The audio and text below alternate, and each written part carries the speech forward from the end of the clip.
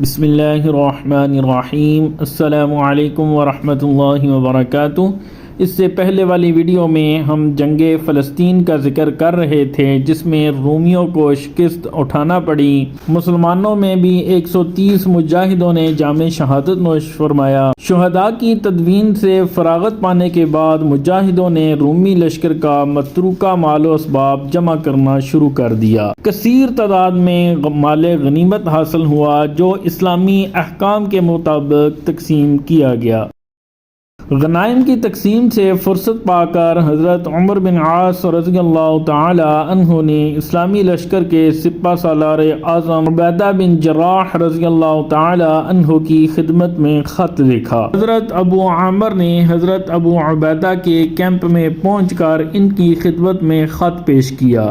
حضرت ابو عبیدہ خط پڑھ کر بہت خوش ہوئے، لیکن مجاہدوں کی شہادت کی خبر پڑھ کر ملول اور رنجیدہ بھی ہوئے۔ اس وقت حضرت سعید کے والد حضرت خالد بن سعید حضرت ابو عبیدہ کے پاس موجود تھے۔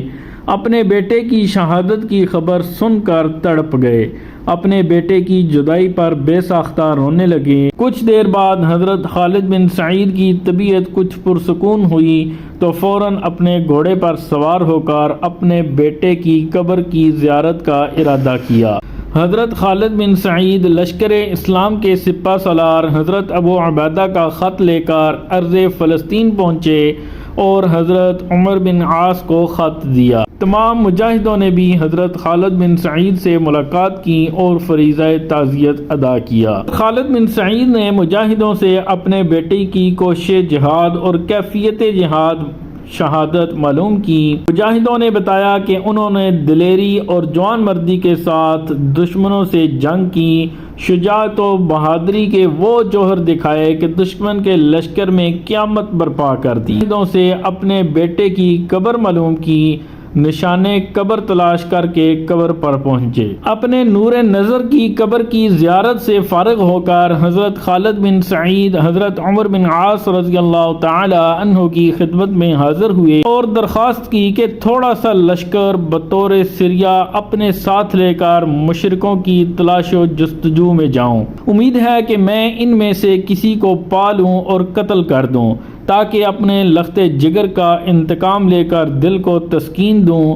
حضرت عمر بن عاص نے قوم حمیر کے 300 سواروں کو ان کے ہمراہ کر دیا۔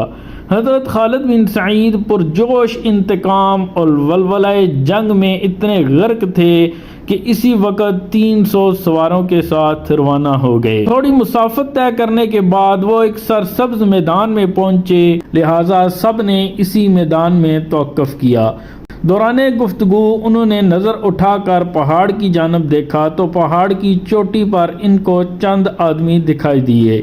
حضرت خالد بن سعید نے ساتھیوں سے کہا کہ میرا گمان ہے کہ یہ لوگ جاسوس ہیں، کہیں ایسا نہ ہو کہ دشمن کا کوئی لشکر اس وقت میدان کے اطراف میں پوشیدہ ہو۔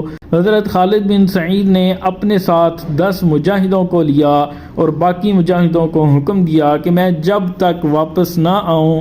حضرت خالد بن سعید اپنے 10 ساتھیوں کے ساتھ پہاڑ کے قریب گئے اور پہاڑ پر چڑھنا شروع کر دیا۔ تمام مجاہدین پہاڑ کی چٹانوں سے چپک کر رینگتے ہوئے آہستہ آہستہ پہاڑ کی بلندی عبور کرنے لگے۔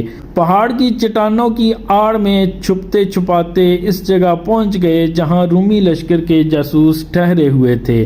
وہ کل 6 اشخاص تھے، ماحول سے غافل، اپنی گفتگو میں کھوئے ہوئے تھے کہ مجاہدوں نے ان کو للکارا۔ وہ چونک پڑے، گھبراہٹ و خوف کے عالم میں اپنے ہتھیاروں کی طرف لپکے، لیکن مجاہدوں نے ان کو اتنا موقع ہی نہ دیا۔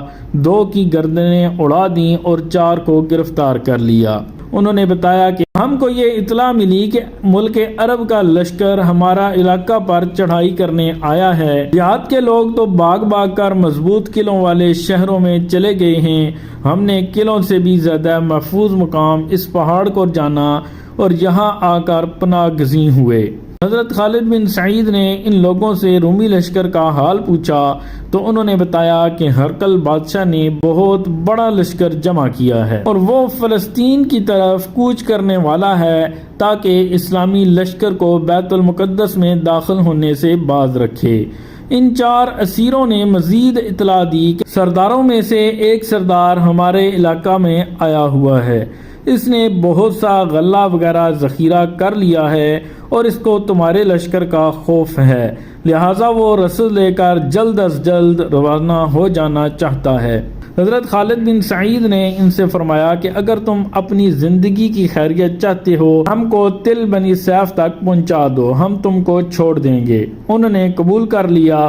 جب اسلامی لشکر کے کفن بردوش جماعت اس ٹیلے پر پہنچی تو دیکھا تقریباً 600 رومی سپاہی اور کچھ دیہاتی غلام جلدی جلدی جانوروں پر رسد کے بورے لاد رہے ہیں۔ وہ رسد لادنے میں مشغول تھے کہ مجاہدوں نے ان پر یلغار کر دی۔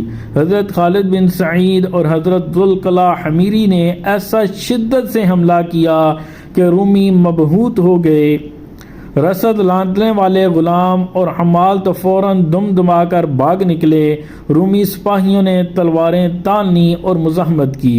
ان کا سردار بلند آواز سے ان کو لڑنے کی ترغیب و ہمت دلا رہا تھا۔ حضرت خالد بن سعید رومی سردار کی جانب لپکے اور ایک نیزہ اس کو مارا کہ وہ مردہ ہو کر زمین پر گرا۔ مجاہدوں نے بڑی دلیری سے ان کے سروں پر شمشیریں رکھیں اور 320 رومی سپاہیوں کو کاٹ کر پھینک دیا۔